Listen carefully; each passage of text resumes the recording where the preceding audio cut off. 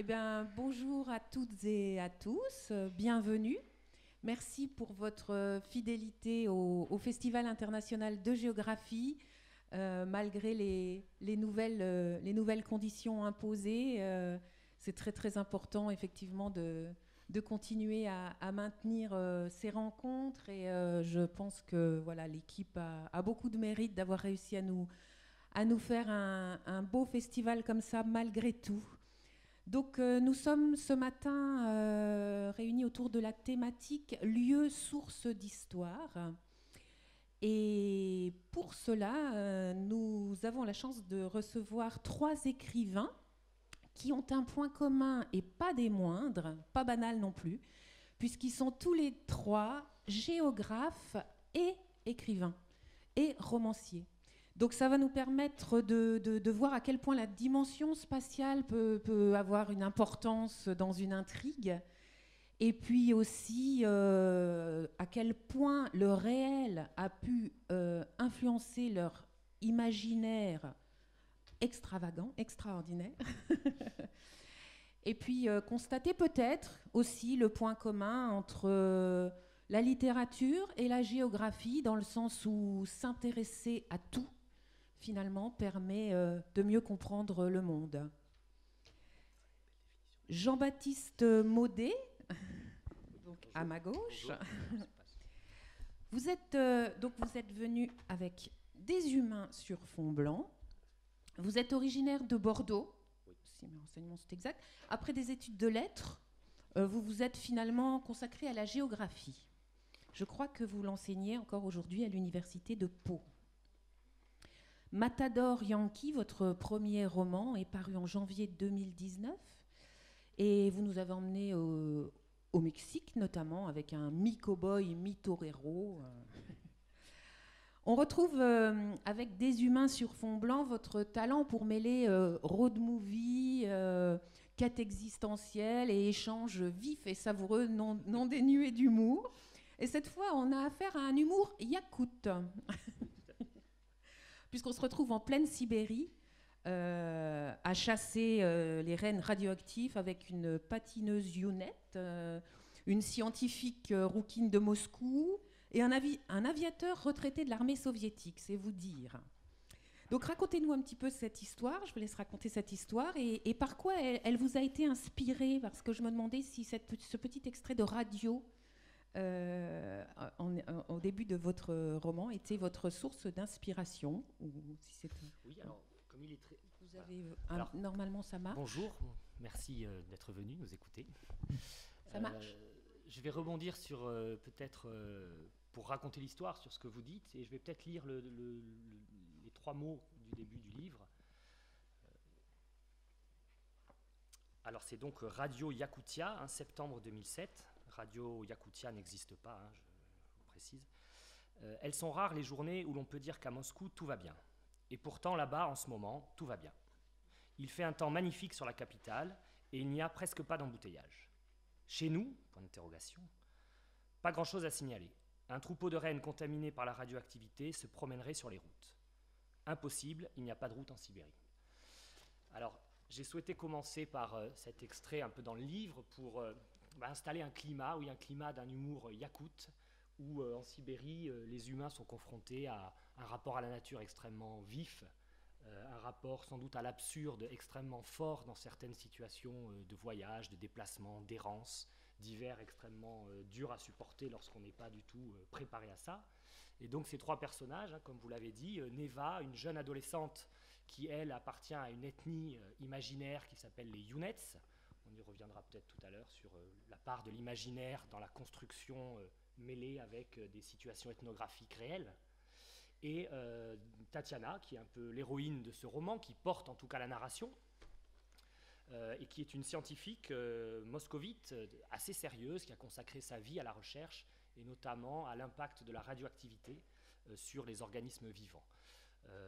Alors, elle est envoyée dans le nord de la Sibérie, à la recherche de rennes radioactifs, c'est comme ça que je les appelle pour que la formule puisse un petit peu accrocher. Mais ce sont des rennes qui sont contaminés en réalité par la radioactivité, parce qu'ils mangent des lichens, des mousses, des champignons, qui eux-mêmes ont été contaminés par les radiations plutôt par le nuage de Tchernobyl, c'est un peu l'enquête qu'elle doit mener, par le nuage de Tchernobyl qui a contaminé les couches superficielles du sol. Donc ces rennes radioactifs posent problème aux autorités et Tatiana part à leur recherche. Elle a besoin d'une interprète, Neva, et elle a besoin d'un pilote. Et elle va tomber effectivement sur un pilote qui veut ou qui exige qu'on l'appelle Hannibal, un nom qui n'est pas très russe mais qui a une explication dans le livre. Et ce pilote il est à la retraite, il ne se plaît pas beaucoup dans sa maison de retraite. Il a mis le feu à la bibliothèque en prétextant qu'il n'y avait qu'un seul livre à sauver, c'était Eugène Onégine de Pouchkine. Et malgré tout, il a passé toute sa vie à attendre la Troisième Guerre mondiale qui n'est jamais arrivée. Et il se pose il a entre 60 et 80 ans, il se pose la question du sens de son existence et il souhaite quand même accomplir un exploit, un geste héroïque. Et il va accompagner ces deux femmes dans le nord de la Sibérie pour les aider à chercher ce troupeau. C'est un personnage assez truculent, un personnage assez macho, assez détestable aux yeux de Tatiana. Et ces trois personnages qui sans doute deux à deux n'auraient jamais pu s'entendre, les trois mis en relation par ce huis clos provoqué par l'Antonov, par l'avion d'Hannibal et par un accident, sans dévoiler beaucoup de choses, il y a un accident d'avion, va faire que ces trois personnages vont devoir cohabiter dans un contexte naturel qui est celui de l'hiver yakoute, qui va les pousser à reconsidérer le sens de leur existence dans une dérive, on pourrait dire aux marges de l'Okoumène, vraiment aux marges de conditions géographiques extrêmement dures qui les obligent à s'entraider. Voilà. Je préfère m'arrêter là pour la présentation, en tout cas, du livre. Est-ce que justement c'est cette image d'étendue blanche, de la taïga blanche qui vous a évoqué la page blanche sur laquelle on peut tout réinventer? Alors oui, il y a, dans le titre des humains sur fond blanc, il y avait une volonté alors peut-être pas de jouer sur le cliché de la page blanche pour l'écrivain, mais de jouer aussi sur le fait que dans cette région marquée par une géopolitique très complexe, marquée par un passé extrêmement violent, celui des goulags, marqué par un imaginaire aussi des différents fronts pionniers, que ce soit les Yakoutes d'abord, qui ont aussi, on pourrait dire, repoussé dans le nord certains peuples autochtones, puis la russification, puis la soviétisation, la mise en valeur des ressources. La Sibérie, pour nous Européens, enfin, je pense que je peux le dire comme ça, a une aura particulière, chargée à la fois de mystère, de violence, chargée aussi évidemment d'un imaginaire géographique et environnemental très fort, celui du froid extrême.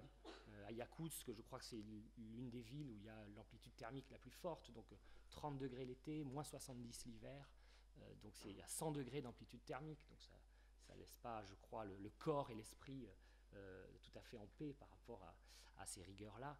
Et j'aimais bien l'idée que chaque année, malgré tout, la neige repasse une couche de blanc sur ce passé torturé, sur ce passé difficile, et aussi sur cette nature qui aujourd'hui, avec le réchauffement climatique, il est aussi question de ça dans le livre, se voit menacée par quantité de transformations extrêmement dynamiques qui touchent beaucoup plus les milieux froids que l'on se représente peut-être comme très figés dans une sorte de permanence, mais en réalité ce sont des milieux écologiques extrêmement dynamiques, des milieux humains extrêmement dynamiques face aux transformations contemporaines. Donc ce blanc, c'est aussi, alors sans doute la page blanche et cette couleur, le blanc, je ne sais pas si c'est une couleur, mais elle appelle à être colorée, d'où aussi la couverture que je souhaitais plutôt lumineuse et colorée.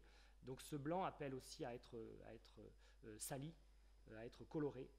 Et j'aimais bien cette image que chaque année, tout est possible chaque année parce que la neige revient et peut effacer les traces du passé. Voilà.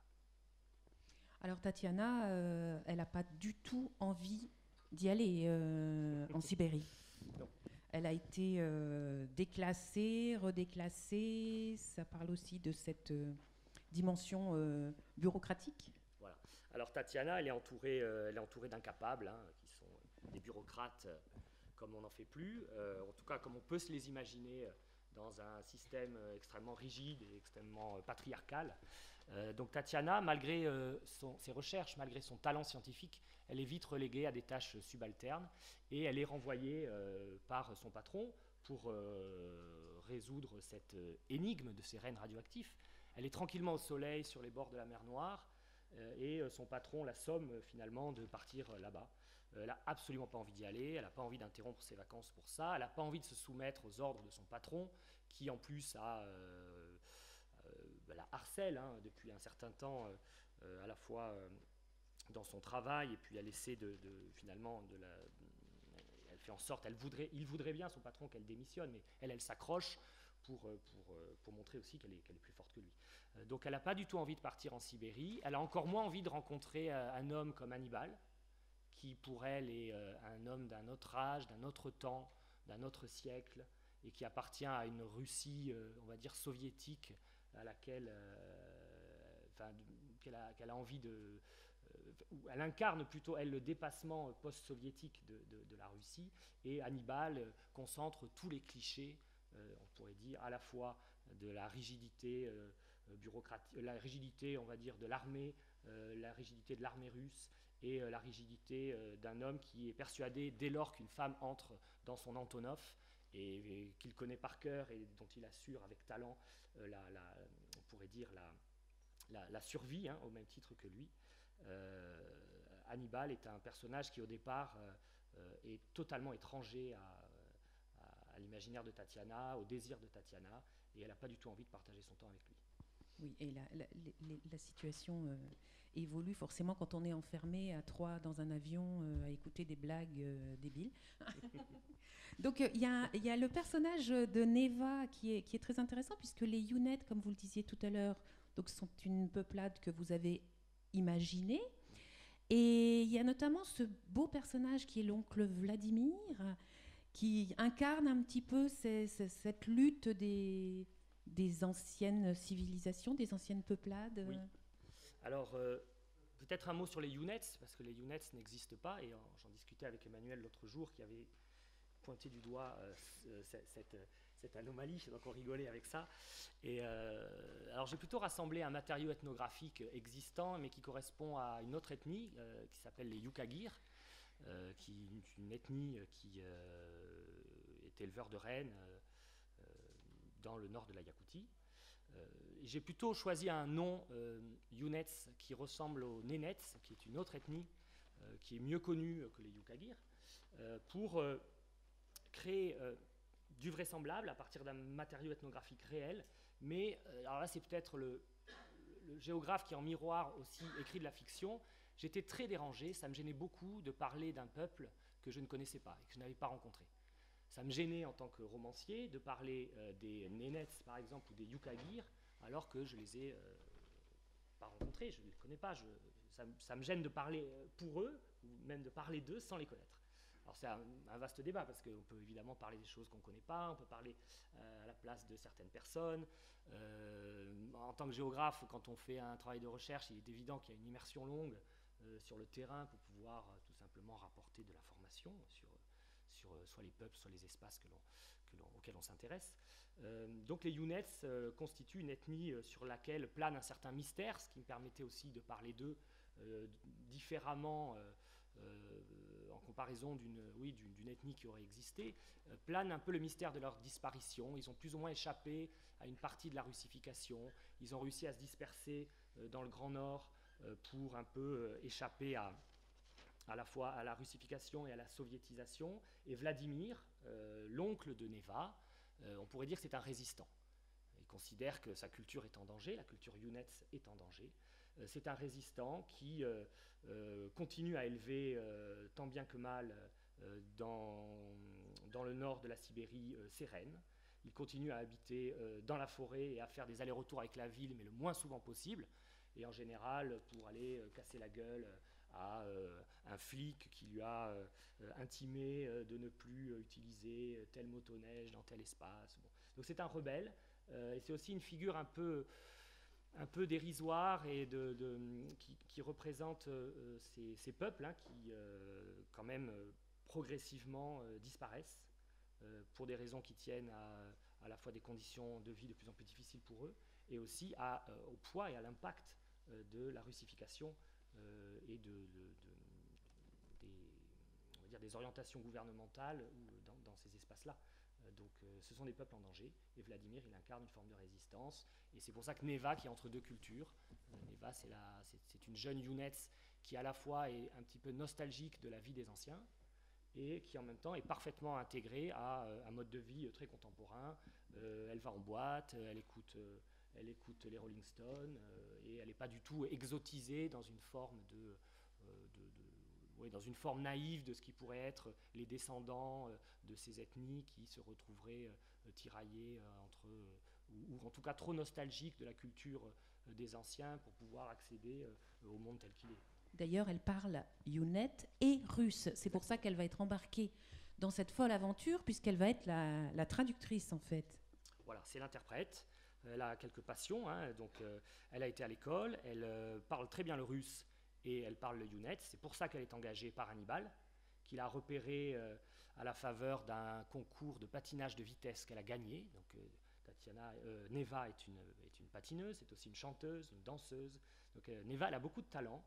Et je suis très attaché à ce personnage parce que pour moi, il dit quelque chose aussi du rapport au monde de la Sibérie contemporaine, qui est parfaitement connecté à la mondialisation, qui est parfaitement connecté au même monde que le nôtre, et que nous, vu d'Europe, on a tendance un petit peu à exotiser. Voilà. Alors justement, la Sibérie, vous y étiez, vous y êtes allé, vous avez fait des repérages? Alors c'est là que je prends un verre d'eau. Surtout pas. Non, alors j'y suis pas allé en Sibérie. À la différence de mon premier roman dont vous avez parlé, qui s'appuyait sur une longue expérience de terrain à la frontière États-Unis-Mexique, où je suis allé pendant 4 ans à la faveur de... pendant 4 ans, disons que 2 à 3 mois par an, pendant 4 ans, je me rendais à la frontière États-Unis-Mexique pour travailler sur le rodéo et sur l'élevage. Pour la Sibérie, j'ai eu très envie de trouver justement un territoire qui en soi possède une aura très particulière. Je crois qu'on a tous une Sibérie dans la tête. Ce n'est pas vrai de tous les espaces. Il y a plein d'espaces où on n'est pas allé, effectivement, mais on a tous une projection imaginaire de la Sibérie. Je regardais l'autre jour, je fais une toute petite parenthèse, mais je regardais l'autre jour La cuisine au beurre avec Fernandel et Bourvil. Et Fernandel a été envoyé en Sibérie et sa femme lui demande pourquoi il n'a pas écrit de lettres lorsqu'il était envoyé en Sibérie. Et il répond « Parce qu'en Sibérie, l'encre, je l'ai ». Alors ça m'a fait rire parce que je me suis dit que voilà, la Sibérie, on a tous un imaginaire très fort autour de la Sibérie. Et j'avais très envie en tant que géographe, vraiment par plaisir, d'écrire une aventure qui se passe dans un territoire que je n'ai pas foulé, où je ne suis pas allé, et pour lequel on peut faire se rencontrer des imaginaires. Voilà, c'était ça un peu l'idée de ce livre, et de travailler sur une région dans laquelle je n'ai pas mis les pieds, ce que je n'oserais bien sûr jamais faire en géographie, et c'est pour ça que je le fais à travers la fiction. Par rapport à l'imaginaire de Sibérie, il y a notamment un personnage, finalement aussi dans votre livre, qui est le tigre de Sibérie. Oui. Alors le tigre, c'est un fil conducteur pour moi dans le récit. C'est à la fois le père de Tatiana, qu'elle n'a pas connu, qui s'est fait, on pourrait dire, un peu enlevé par les autorités lorsqu'elle était très jeune, donc elle n'a pas connu son père. Elle se le représente sous la forme d'un tigre. Elle lui a donné des dessins quand elle était petite.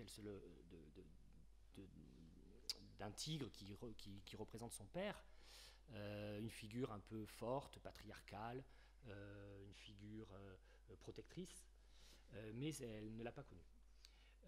C'est un fil conducteur parce que dans cette Sibérie, bien sûr, le tigre est aussi un animal emblématique, on pourrait dire, du bestiaire sibérien, et le tigre, c'est aussi dans les prisons, dans les goulags et aujourd'hui dans les prisons, c'est aussi un tatouage qui a une signification très particulière. Les prisonniers des goulags et les prisonniers actuels continuent à avoir sur leur corps comme une carte d'identité qui est retranscrite à travers les tatouages qu'ils se font. Et cet aspect-là est très documenté. Il y a des livres magnifiques sur cette question-là, sur les tatouages des prisonniers russes. Et le tigre correspond à un tatouage que le prisonnier peut se faire lorsqu'il a porté atteinte à l'autorité, lorsqu'il a commis un crime, probablement envers un policier ou envers un militaire. Et Tatiana va rencontrer dans son aventure des prisonniers qui se sont évadés et dont l'un porte un tigre. Et cette rencontre entre son tigre imaginaire qui représente son père et le tigre du tatouage d'un des personnages va résonner en elle comme un indice pour poursuivre la piste qui pourrait l'amener vers son père. Donc il y a une intrigue comme ça qui relie à la fois les paysages, les personnages et l'histoire au sens de l'historicité un peu des personnages et de leur rapport au temps, et le tigre va servir de fil conducteur. Et c'est aussi un tout petit clin d'œil, alors ce serait le troisième tigre, d'ailleurs j'aurais pu appeler ça le troisième tigre, c'est peut-être mieux comme titre. Le troisième tigre, c'est un petit clin d'œil à un texte assez que j'aime beaucoup, un texte de Walter Benjamin dans ses thèses sur le concept d'histoire, et il s'imagine le rapport au temps sous la forme d'un saut du tigre dans le passé. Il emploie cette expression, le saut du tigre dans le passé. J'aime beaucoup cette expression, et ce que dit Walter Benjamin à travers cette métaphore, c'est que notre rapport au temps, il n'est absolument pas linéaire, et le passé vient nous convoquer dans le présent. Certaines périodes du passé viennent nous convoquer dans le présent, se télescopent dans le présent, et construisent un rapport au temps qui est à la fois chaotique, et que l'imaginaire contemporain, en fonction de ses besoins, que ce soit, on pourrait dire, une instrumentalisation nationaliste, par exemple, ou un devoir de mémoire, va aller chercher dans le passé des moments qui nous convoquent aujourd'hui. J'aime beaucoup cette idée, et je trouve que pour la Sibérie, elle est tout à fait opérante dans la façon dont on se représente le passé de la Sibérie, des périodes qui sont occultées, des périodes sur lesquelles, au contraire, on cristallise un imaginaire très fort et qui viennent se télescoper dans le présent. Télescoper vraiment au sens où l'entendait Walter Benjamin, le télescope qui permet de zoomer sur certaines périodes, et aussi le télescopage au sens un peu de l'emboutissement de l'histoire qui crée des accidents à partir desquels la marche du temps avance finalement. Merci. Alors, il y a peut-être encore moins de frontières étanches entre le réel et l'imaginaire en Russie qu'ailleurs. En tout cas, c'est ce que l'oncle Ernest explique à Samuel Vidouble dans le nouveau roman d'Emmanuel Ruben. Et Sabre, voilà. Emmanuel Ruben, vous êtes natif de Lyon. Vous avez étudié la géographie à Lyon, à Paris, brillant cursus jusqu'à être reçu major à l'agrégation de géographie en 2004, si mes informations sont bonnes. Vous publiez votre premier livre en 2010. Le 3e livre sera sélectionné même en 2014 pour le prix Goncourt. Le 10e a reçu l'an dernier, ici même, le prix Amerigo Vespucci. Pour celui-ci, d'ailleurs, vous aviez, pour l'écrire, remonté le Danube en vélo d'Odessa à Strasbourg. Donc on peut imaginer à quel point les lieux sont pour vous source d'histoire. Aujourd'hui, vous nous revenez avec Samuel Vidouble, qui est un personnage récurrent dans vos romans.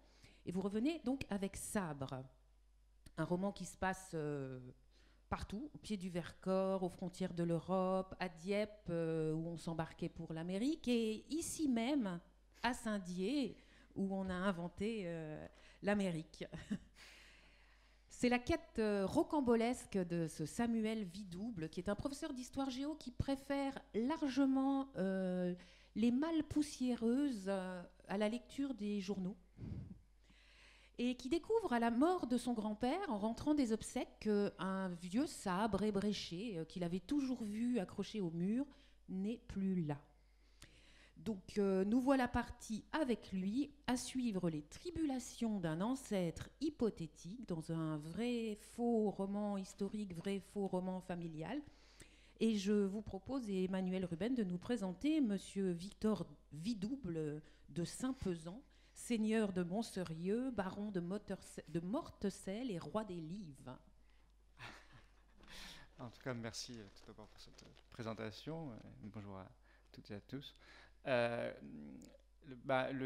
baron, donc Victor Vidouble de Saint-Pesan, c'est un personnage légendaire que dans ce livre, dans Sabre, en fait, c'est une espèce de légende familiale qui était racontée à Samuel, donc Samuel est le narrateur, par ses grands-oncles et par son grand-père, donc le grand-père qui s'appelle Auguste, et puis les frères du grand-père, qui lui disaient qu'en fait ce sabre Samuel voyait tous les jours accroché sur les murs de la salle à manger, ce sabre sous lequel le grand-père s'asseyait et récitait le Bénédicité, puisqu'on est dans une famille protestante, eh bien ce sabre avait appartenu à ce Victor Vidouble, petit baron dauphinois, plutôt désargenté, qui vit en plus, qui se retrouve seul parce qu'en fait tout le monde est mort dans sa famille autour de lui, qui doit s'occuper seul de ses terres, qui est né sous Louis XV, qui a fait, qui aurait fait tout est un peu au conditionnel dans le livre, qui aurait fait la guerre d'indépendance de l'Amérique quand Lafayette est parti. Il y a plein comme ça de jeunes de jeunes nobles qui vont partir avec Lafayette. Certains étaient très jeunes, en l'occurrence là il avait 16-17 ans, donc il a découvert un peu le monde. Le problème c'est qu'en fait on ne sait pas quelle est la réalité de ce qu'il a vécu, puisqu'à chaque fois tout ceci est raconté par un des grands-oncles ou par le grand-père, et en plus leur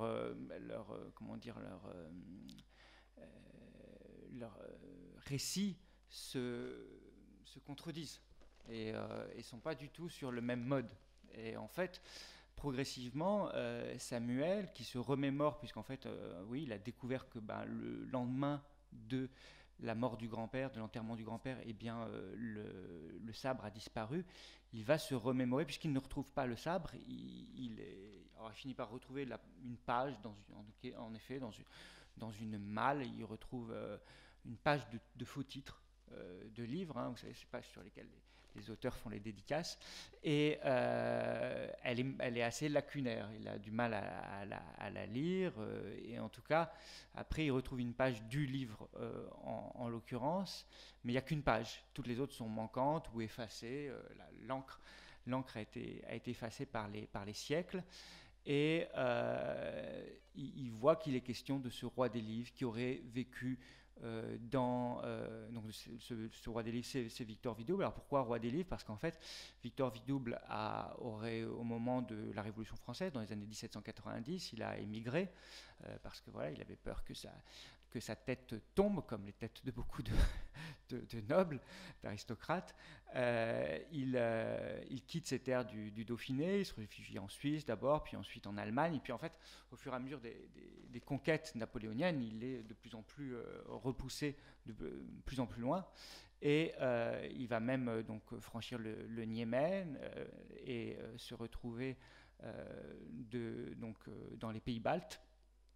Et dans les pays baltes, il apprend, là il rencontre plusieurs, alors il y a des personnages historiques dans le livre, il a toujours rêvé, ce Victor Vidouble a toujours rêvé d'être, c'est vrai que j'ai oublié de le dire, il a toujours rêvé d'être géographe, il voulait être cartographe du roi, c'était son grand rêve, il collectionnait les cartes.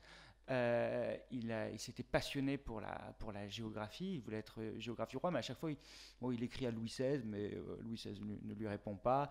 Il écrit même à l'empereur d'Autriche ne répond pas. Enfin, personne ne veut s'intéresser à ce petit baron qui se pique de géographie et qui croit que la géographie, à un moment, il le dit, il pense que la géographie va parvenir à le faire sortir de son Dauphiné crotté, comme il appelle ça. Et alors en tout cas, voilà, il arrive dans les pays baltes, et dans les pays baltes, il rencontre les frères Humboldt, notamment, dont le fameux Alexandre Humboldt, l'auteur de Cosmos, et il va aller au cours, il va assister au dernier cours de géographie du professeur Kant, puisque Emmanuel Kant enseignait la géographie à l'université royale de Königsberg dans la fin des années 1790. Et le professeur Kant lui explique que il y a tout un cours, et en fait il est sur les conditions de possibilité, et il dit qu'il prend des exemples, donc c'est tout un cours un peu entre la géographie et la philosophie, et il parle d'un archipel qui se trouve dans la Baltique, qui s'appelle Taraconta, et il dit qu'il faudrait faire comme si cet archipel existe. Il y a beaucoup de comme si vous lisez l'œuvre de Kant, c'est plein de comme si. Et Victor se dit, ah tiens, il y a un archipel, et ben, de cet archipel j'ai envie et donc cet archipel est peuplé, il apprend que cet archipel est peuplé de lives, et que ces lives sont ont été ballottés à travers les siècles par donc les différentes puissances environnantes, la Suède, la Russie, le Danemark, etc. Et il se dit, ces livres n'ont pas de roi, et moi je vais devenir le roi des livres. Donc il décide de devenir le roi des livres, et il s'entoure de plein de ministres qui sont tous des émigrés, en fait, comme lui, qui sont tous un peu des écrivains ratés. Et il arrive à tous les convaincre de devenir les ministres de son gouvernement.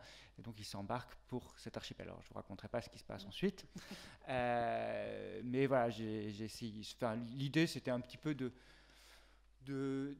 d'imaginer quel pouvait être l'imaginaire géographique de quelqu'un qui est comme ça, né sous Louis XV, que je fais disparaître vers 1812, donc la Bérésina, d'imaginer quelle pouvait être sa conception du monde, de l'Europe, à un moment où, si vous lisez, parce que ça a été publié, la géographie d'Emmanuel Kant, on croit encore que la Norvège et le Groenland sont reliés, qu'il y a une mer libre du pôle. C'était comme ça que l'appelait Emmanuel Kant dans ses cours de géographie. Alors la mer libre du pôle, ce serait un endroit au niveau du pôle Nord qui serait libre de glace toute l'année. Alors ça va arriver très bientôt, puisque avec le réchauffement climatique, mais à l'époque d'Emmanuel Kant, on en est quand même encore loin. Il pense aussi, Emmanuel Kant, qu'il y a une sirène dans l'océan avec une queue fourchue et une poitrine protubérante. Il essaye d'expliquer pourquoi les nègres, comme on dit à l'époque, sont noirs, pourquoi les Indiens sont rouges, des choses qui sont vraiment totalement farfelues, moyenâgeuses, dignes d'un esprit moyenâgeux, alors que Emmanuel Kant est le grand c'est le grand philosophe des Lumières. Alors ça m'a quand même interrogé. Je me suis dit, la philosophie était quand même très très en avance sur la géographie, parce que là, il y avait quand même tout et on oublie ça, à quel point nous-mêmes, en fait, je crois que notre géographie, elle est en grande partie lacunaire, fantasmée. Je racontais sur la route du Danube, où je raconte en fait qu'on suit un GPS, donc le GPS en l'occurrence s'appelle Google Maps, que vous connaissez bien, et on est en Ukraine, on est au bord de la mer Noire, entre la mer Noire et une lagune, on veut faire 30 km, on veut faire un raccourci de 30 km, et on voit une magnifique, sur Google Maps, on voit une magnifique route toute droite et toute blanche, et on se dit, ça c'est notre raccourci qui longe vraiment la mer, en plus dans un paysage idyllique et tout, et on se dit on va prendre ça, ça va être parfait. Et quand on traverse le village, les gens nous disent mais où est-ce que vous allez là? On leur dit regardez, on va prendre cette route, et puis ils nous disent mais cette route n'existe pas, vous allez vous retrouver dans les dunes, vous allez vous enfoncer dans le sable. Et nous, martel en tête, on fonce. La route goudronnée devient une piste de terre, la piste de terre devient une piste de sable, avec des flaques d'eau, de plus en plus de boue, et finalement de plus en plus de sable, et après que du sable. Et donc on s'enfonce complètement, on revient tout penaud. Je vous laisse imaginer quand même le regard des paysans ukrainiens qui nous ont regardés. Alors ça c'est bien les Français avec leur désir de conquête. C'était vraiment la Bérésina, quoi. Et donc on a fait marche arrière, et on a dû faire les 30 km de détour parce que voilà, la route inventée par Google Maps n'existe pas du tout, et tout le monde le sait là-bas. Donc voilà, c'est pour vous dire que quand au XVIIIe siècle on continue à penser qu'il y a des îles imaginaires dans l'océan Atlantique, qui sont des îles qui ont été inventées des fois au Moyen-Âge, parfois même à l'Antiquité, et qu'on continue à croire dans ces choses-là, eh bien, pour nous, c'est pareil. C'est-à-dire qu'en fait, on continue à croire dans plein de trucs qui sont complètement farfelus, quoi. Alors justement, vous l'aurez compris, entre les versions de Samuel pour nous raconter donc l'histoire de Victor Vidouble, les versions de ses oncles et tantes, en fait, quand on referme votre roman, on a l'impression d'avoir lu plein de livres. Donc, est-ce que c'est pour vous rattraper, parce qu'en fait, vous vouliez, je crois, être écrivain avant d'être géographe. Et vous avez commencé à écrire, vous aviez 12 ans. Alors, 9 ans. Vous vous êtes dit, bon, voilà, maintenant, à chaque livre, je fais plein de livres dedans ? Non, non, c'est la première fois que je fais un livre comme celui-ci. C'est-à-dire que là, c'est un roman picaresque en fait. Moi, j'aime beaucoup les romans picaresques. Le principe même du roman picaresque, c'était Barthes qui le disait. Le principe même du picaresque, c'est que c'est des romans à tiroir en fait. C'est-à-dire que vous ouvrez un tiroir et dans le tiroir il y a une histoire et dans l'histoire il y a un tiroir et dans le tiroir il y a de nouveau une histoire et comme ça à l'infini en fait. Hein. Et puis le modèle même de ces romans, bah, c'est Don Quichotte, hein, c'est le Quichotte de Cervantes. Ça va être aussi Jacques le Fataliste de Diderot, qui est comme ça un roman dans lequel moi je trouve ces romans qui sont jubilatoires parce qu'en fait c'est des romans avec tout le temps vous ouvrez tout le temps une nouvelle page. Alors vous n'avez jamais de conclusion, vous ne savez pas finalement où ça vous mène tout ça. Et ça a quelque chose d'un peu vertigineux. Et j'aime bien en fait, j'aime bien ce sentiment. J'aimais bien, pareil, les romans d'Umberto Eco qui sont comme ça. Ou d'Italo Calvino, et j'aime bien cette idée. Là, on pense aussi au baron de Munchausen. Ouais, ou le baron de Munchausen, c'est pareil, Et ce qui est fou, c'est que le baron de Munchausen, vous avez eu des suites qui ont été écrites. C'est pareil pour Don Quichotte. Vous savez que Don Quichotte, en fait, quand Cervantes a publié Don Quichotte, après, il y avait plein de faux Cervantes qui ont essayé de publier la suite de Don Quichotte, et Cervantes était dépassé par ses imitateurs parce que comme c'était des succès, tout le monde voulait l'imiter pour avoir le même succès que lui. Donc, je trouve ça assez dingue cette possibilité en fait de reproduction quasiment de la littérature. Je voulais en fait je voulais rendre hommage un peu à tous ces livres qui m'ont accompagné. Je pense aussi à Pérec. D'ailleurs, la vie mode d'emploi de Pérec,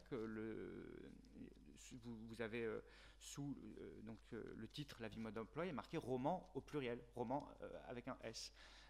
Et donc, c'est la meilleure chose qu'on puisse me dire quand on a terminé ce livre, d'avoir l'impression d'avoir écrit plusieurs romans, parce que oui, c'est un peu ce que j'ai essayé de faire un peu en hommage à Pérec, d'une certaine manière. Et on oscille en permanence entre des choses hilarantes et des choses tellement sérieuses qu'on se dit mais c'est pas possible, il y a tellement de chiffres, il y a tellement de dates, c'est vrai, c'est faux.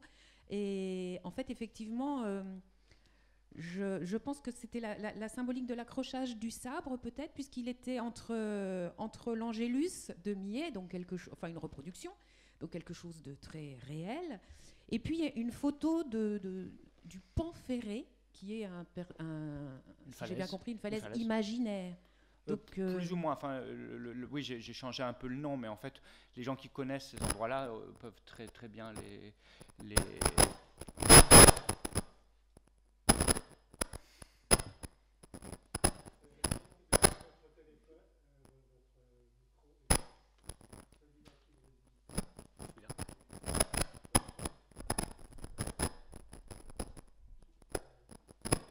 en dessous.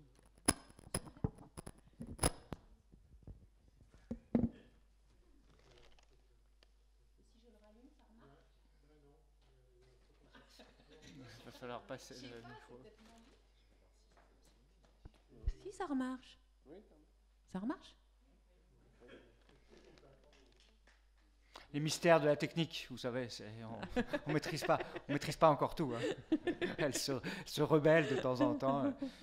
Mais alors, je ne sais plus le résultat où on en était. Alors, votre rapport avec l'imaginaire, en fait, le rapport entre le réel et l'imaginaire est d'autant plus intriguant chez vous que vous avez beaucoup de dates et de références. Donc, si on est scrupuleux comme je voulais l'être, on devient fou parce qu'on vérifie tout. Mais il faut arrêter de vérifier tout. Voilà, donc on est dans un monde, vous venez de le définir, on est dans un monde dans lequel on vérifie tout. Est-ce que vous faites ça pour qu'on lâche prise ? Mais oui, mais il faut arrêter il faut quand même arrêter de lire des livres avec Wikipédia à côté. Ça ne sert vraiment à... c'est quand même...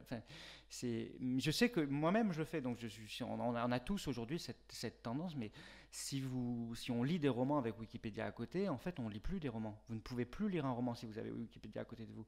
Alors je dis pas, l'écrivain évidemment de temps en temps il est obligé de recourir à Wikipédia et c'est très pratique. Hein, Wikipédia, je critique pas Wikipédia, mais l'écrivain c'est une chose, lui il écrit le livre. Mais le lecteur, alors très bien, si un lecteur a envie de réécrire le livre, pourquoi pas, et de réinterpréter le livre et tout. Mais il y a quand même un moment où il faut peut-être se laisser embarquer, il faut accepter de lâcher prise. Et c'est vrai que je vois dans l'évolution en fait des modes de lecture que les lecteurs ont de plus en plus de difficultés à lâcher prise et veulent à tout prix faire la part de ce qui serait le réel, de ce qui serait la fiction. Mais en fait, tout ça s'interpénètre en permanence. Les exemples que je vous ai cités tout à l'heure sont la preuve qu'en fait, le réel est tissé de fiction et la fiction également est tissée de choses. Tout ce qui est, c'est une phrase de Picasso, tout ce qui peut être imaginé est réel. Ça, c'est du Picasso, je trouve ça génial. Tout ce qui peut être imaginé. Une fois que vous avez imaginé quelque chose, ça accède à tout romancier qui imagine quelque chose, ça accède à une part de réalité. Un personnage de Michel Bussy ou un personnage de Jean-Baptiste Naudet, il devient réel simplement parce qu'il a été imaginé. Ça fait accéder à une forme de réalité. Avec beaucoup d'autodérision, d'ailleurs, dans le roman, on relève, vous écrivez vous-même, surenchère d'affabulation, diraient les critiques littéraires. Ah oui, ça c'était parce qu'en fait, pour mon premier roman, qui s'appelait Alta Yalta, qui était publié en 2010, il y avait eu une recension dans Le Monde et la critique avait mis surenchère d'affabulation. Et j'avais été un peu vexé, je me suis dit, mais qu'est-ce que c'est ça, surenchère d'affabulation? Mais pour moi, c'est le propre même d'un romancier. Si un romancier ne fait pas des affabulations, mais comment est-ce qu'on pourrait reprocher à un romancier d'affabuler? C'est notre métier, c'est notre passion, c'est notre métier, c'est notre vocation d'écrire des fables. Donc, tant mieux. Et donc, dans les inspirations de lieux, est-ce que dans ce roman, les lieux ont été vraiment visités par vous? Et par exemple, vous parlez d'une crypte dans une synagogue de Vilnius qui mériterait à elle-même tout un roman. Et je me disais que là, vous évoquiez aussi l'importance du talent de comédien des guides conférenciers, vous savez, quand on visite des endroits. Parce que le guide, apparemment, exalte l'envie d'un nouveau roman. Oui, alors il cherche c'est des personnages du livre, en l'occurrence c'est l'arrière-grand-mère et un des frères du grand-père, un des grands-oncles, qui cherchent, donc on est dans les années 60, ils cherchent absolument des traces en fait de l'enfance de l'arrière-grand-mère pour elle, d'un premier enfant de l'arrière-grand-mère qui aurait disparu au moment de la Deuxième Guerre mondiale. Il se retrouve dans une synagogue à Vilnius, ils descendent dans la crypte, et dans la crypte, en fait, ils découvrent un peu le trésor de la Bérésina, en fait. Parce que vous savez, quand l'armée, quand la Grande Armée a reflué de Russie, après avoir traversé la Bérésina, elle s'est réfugiée sur Vilnius. C'était parti quand même 500 000. Ça ressemble un peu à la phrase du Cid, vous savez, nous partîmes 500 et nous vîmes, je ne sais plus c'est comment, nous vîmes 5000 en arrivant au port, c'est quelque chose comme ça. Eux, ils sont partis, la Grande Armée, ils partirent 500 000 et ils revinrent, ils étaient 5000 quand même. C'est 5000 hommes qui vont revenir à Vilnius dans un état catastrophique. Et ça m'avait été... Alors je connais un peu Vilnius, c'est quand même des zones que je connais parce que j'ai vécu dans les pays baltes. J'avais écrit un roman, La Ligne des Glaces, mon troisième roman, qui se passait dans des pays baltes, pareil, un peu remixé, que j'avais remixé à ma guise. Et là, Vilnius, c'est une ville, oui, que je connais, mais ça, c'est quelque chose qui m'avait été raconté par un géographe, qui est Michel Sivignon, si vous connaissez un peu Michel Sivignon. Il m'avait raconté cette histoire. Quelqu'un lui avait montré des traces de ce trésor un peu de la Grande Armée. Donc j'imagine qu'ils vont peut-être, mais je ne peux pas vous dire la vérité, que peut-être le sabre viendrait de ce trésor de la Grande Armée. Donc on a vu les îles, dès le départ, font rêver Samuel Vitouble et ses ancêtres. Et c'est dans une île, justement, que nous emmène Michel Bussy avec son roman dont le titre est le nom d'une pension située à Ivaoa, la plus connue des îles Marquises en Polynésie française. Michel Bussy, vous êtes né à Louviers, dans l'Eure. Vous aussi, vous avez commencé à écrire alors que vous étiez jeune professeur d'histoire géo, à l'université de Rouen, en l'occurrence, où d'ailleurs je crois que vous enseignez encore. Non, je suis en disponibilité maintenant. Voilà. Je me demandais comment vous aviez le temps. Puisqu'après Nymphéas Noir, polar français le plus primé en 2011, votre succès est vraiment devenu international. Vous êtes devenu le 2e auteur français le plus vendu en France. Vos titres sont souvent des clins d'œil à des chansons. Et cette fois, avec Au soleil redouté, vous nous emmenez aux Marquises avec Jacques Brel. Donc c'est le nom d'une pension, Au soleil redouté, mais c'est aussi un extrait de la chanson Les Marquises, sortie en 1977. Bon, alors dans cette pension, ce ne sont pas des touristes vraiment comme les autres, puisque un atelier d'écriture débarque, qu'on va découvrir beaucoup plus compliqué qu'un atelier d'écriture. Ça va vite tourner au cauchemar. Et du coup, vous dites à un moment donné que les Marquises, comme la Nouvelle-Zélande, l'Islande, le Somaliland, sont à la fois beaux et effrayants, le paradis et l'enfer réunis. Est-ce que c'est le décor idéal pour un polar ? Oui, alors c'est vrai que clairement, en situant mon roman aux Marquises, là pour le coup, j'assumais le côté exotique et d'emmener le lecteur dans une destination qu'a priori, où a priori il n'ira jamais. Donc il y avait, enfin, alors, de façon d'assumer. Alors c'est vrai que quand j'ai commencé à écrire mes romans, je les ai plutôt écrits chez moi, ça se passait plutôt en Normandie, c'était beaucoup moins exotique. Et c'est vrai que le succès aidant, j'aurais sans doute pas écrit sur les Marquises pour commencer. Et c'est vrai que là, j'ai aussi écrit ce roman en sachant effectivement qu'il serait sans doute lu par pas mal de monde et qu'il y avait un vrai plaisir à emmener des gens qui voyagent ou qui voyagent pas, etc., qui vont lire mon bouquin dans le métro ou autre, de se dire, je les emmène aux Marquises. Et il y a comme ça une sorte aussi de cadeau, le géographe n'est pas loin derrière, mais il y a aussi cette... voilà, j'ai toujours adoré aussi lire des récits de voyage, ou au moins des récits qui m'emmenaient quelque part où j'irai jamais.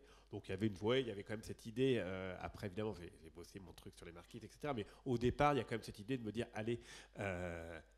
c'est un truc un peu sympa pour moi-même déjà d'écrire sur les Marquises qu'évidemment je ne connaissais pas du tout et je me donc dis aussi pour les lecteurs, voilà, pour les lecteurs, parce que voilà, il y a un vrai plaisir, je pense, à un moment donné de se dire waouh, on va aller, on part aux Marquises, voilà, et on a 2-3 images comme ça et on va s'immerger sur cette île un peu comme mes lectrices. Et vous y avez fait une résidence d'écriture vous-même ? Non. Alors c'est pareil, c'est l'éternel débat.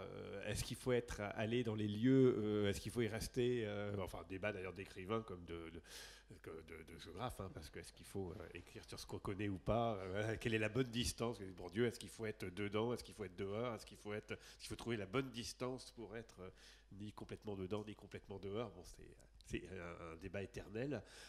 Et donc moi j'ai plutôt un a priori qui est là pour les Marquises d'y avoir été, mais d'y avoir été relativement rapidement, puisque j'ai dû y passer une grosse semaine, une dizaine de jours, donc ce qui est à la fois pas beaucoup. Ceci dit, on a quand même relativement vite fait le tour aussi. Je veux dire, Ivaoa, c'est tout petit, hein, c'est 2000 habitants, c'est 100 lits de tourisme, voilà, donc c'est de route.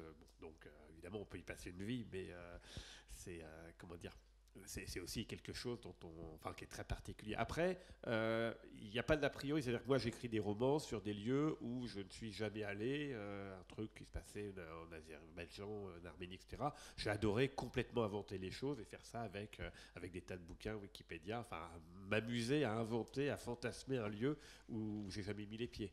Mais c'est vrai que là, pour les Marquises, ça me semblait compliqué de rester sur le fantasme. Parce que, et j'ai bien fait d'y aller d'ailleurs, d'une part que c'est une destination de rêve, mais aussi parce que ça ne ressemblait pas du tout à ce que j'avais imaginé, et pas du tout à ce que les guides m'en disaient, ou ce que même des récits de voyage, etc. m'en disaient. Là pour le coup, je pense que je me serais très largement, je ne sais pas si je me serais planté, mais en tout cas, ça n'aurait pas ressemblé à ce que sont réellement les Marquises. Oui, vous parlez même de chirurgie géographique, comme d'une chirurgie esthétique pour rendre plus merveilleux ces lieux qu'on dit paradisiaques. Oui, ça m'a amusé à un moment donné parce que notamment j'ai passé, comme évidemment quand on va aux Marquises, on passe un peu en Polynésie donc et puis passer une nuit à Bora Bora et c'est vrai qu'on apprend que Bora Bora finalement est complètement artificiel, même si c'est un lieu sublime, mais les plages elles-mêmes sont complètement artificielles et il y a effectivement des types qui toutes les nuits draguent le fond du lagon pour mettre des plages de sable blanc devant tous les grands hôtels et il n'y a pas un grain de sable naturel à Bora Bora donc ouais, j'ai appelé ça une forme de chirurgie géographique pour que ça soit plus sexy et comme notamment Ivaoa, on a presque que des plages noires de cendres, me dit peut-être qu'un jour on repeindra les plages pour que ce soit plus sexy parce que voilà, la plage noire c'est quand même un petit peu moins joli. Donc voilà, et là c'est pure réflexion de géographe, ça c'est clair. On parlait de l'autodérision d'Emmanuel Ruben tout à l'heure avec les critiques littéraires. Alors vous plongez carrément dans le milieu littéraire. Donc on a vraiment des descriptions hilarantes de l'éditrice notamment. Et puis parlez-nous de ce PIF, donc Pierre-Yves François. Oui, alors c'est vrai que dans ce roman, il y a deux choses. Il y a l'intrigue policière, qui est un huis clos, avec... alors, assez classique au départ, puisqu'on a des lectrices qui se retrouvent là sur un atelier d'écriture, un écrivain un peu gourou qui les hypnotise, et puis l'écrivain disparaît, et puis après il y a une espèce de... on ne sait plus exactement, est-ce que c'est un jeu, est-ce que c'est une murder party, est-ce qu'il y a un vrai mort, et puis à un moment donné, on s'aperçoit quand il y a un vrai mort que là, ça ne devient plus complètement un jeu, et évidemment, l'affaire part un peu en vrille, et tout le monde peut être coupable, tout le monde se soupçonne, donc à la limite, mon intrigue aurait pu se passer très bien sur l'île de Bréa ou à Porquerolles. En tout cas, il y avait besoin de cette île-là. Pourquoi j'ai choisi les Marquises ? Parce que, évidemment, c'est l'archipel le plus isolé du monde. On est à 4 heures ou 5 heures d'avion de Tahiti, donc ça me permettait que la police n'arrive pas tout de suite et de maintenir mes personnages dans ce huis clos qui fait qu'ils doivent se débrouiller tout seuls et qu'il n'y a pas tout de suite la gendarmerie qui arrive. D'ailleurs, j'ai eu un choc en arrivant à Ivaoa parce que j'avais bien imaginé mon île très très lointaine. Et puis, la première chose que je vois en arrivant, c'est une très belle gendarmerie flambant neuve. Et là, je suis ah mince. Bon, alors j'ai longtemps hésité. Est-ce que je fais pas ça à Ivaoa ? Je prends une autre île des Marquises, mais ça marchait plus. Il n'y avait plus Brel. Enfin, c'était voilà. Bon, je me suis dit, allez. Donc, j'ai une petite phrase pour dire que, étant donné les restrictions de budget de l'État, Emmanuel Macron a fermé la gendarmerie parce qu'il y avait moins de 2000 habitants, il se passait jamais rien. Donc, il a dit que finalement, on l'a fermé. Donc, voilà. Donc, voilà, c'était plus simple comme ça. Donc, on peut heureusement affabuler.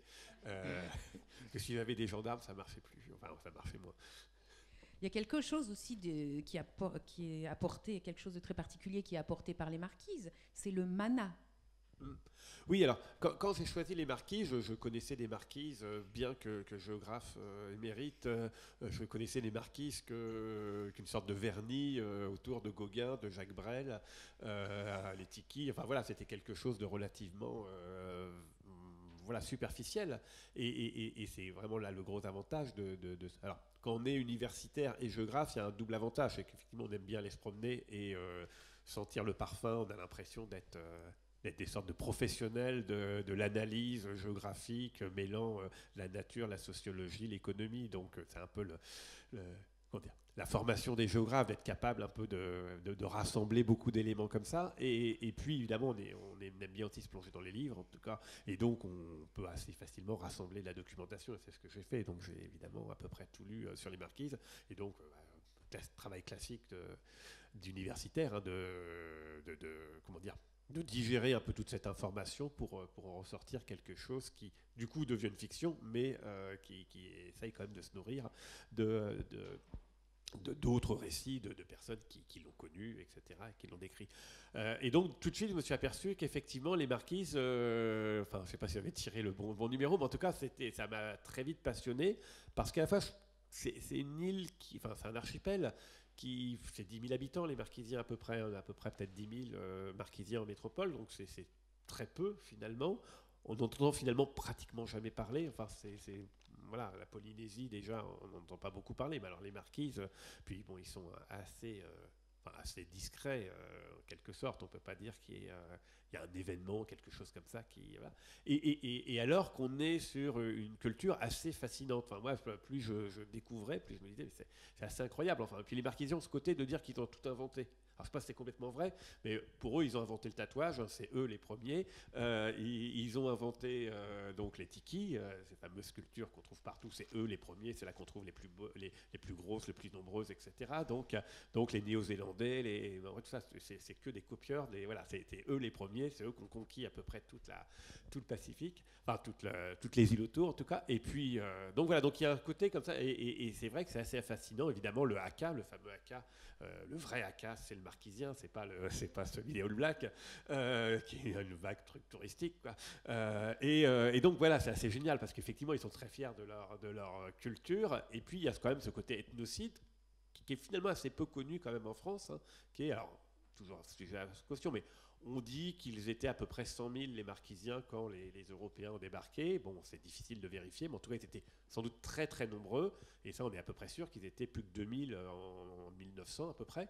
Donc là encore, c'est à peu près du même niveau que la Bérésina. Hein. C'est quand même pratiquement tout un peuple qui a été décimé par l'alcool, les maladies. Enfin, et on sait aujourd'hui que c'est quand même l'action conjuguée de la République et du clergé qui ont globalement exterminé cette culture, interdisant le tatouage jusqu'aux années 80. Hein. Donc c'était quand même un truc, globalement interdisant de se baigner nu, enfin toute une série de danser, enfin voilà. Donc interdisant ça, évidemment, évangélisant c'est là. Et au motif, alors sans doute, comment dire, je ne sais pas si c'était sincère, mais en tout cas, évidemment, on a dit qu'il y avait du cannibalisme aux marquises, qu'il y avait des sacrifices humains liés au tatouage, qui était sans doute en partie vrai, même si ça reste discutable, jusqu'à quand ils ont été encore cannibales. Mais en tout cas, voilà, donc il y a un truc à la fois fascinant d'une espèce comment dire, de culture très cruelle qui rappelle les Mayas, les Aztèques, etc.,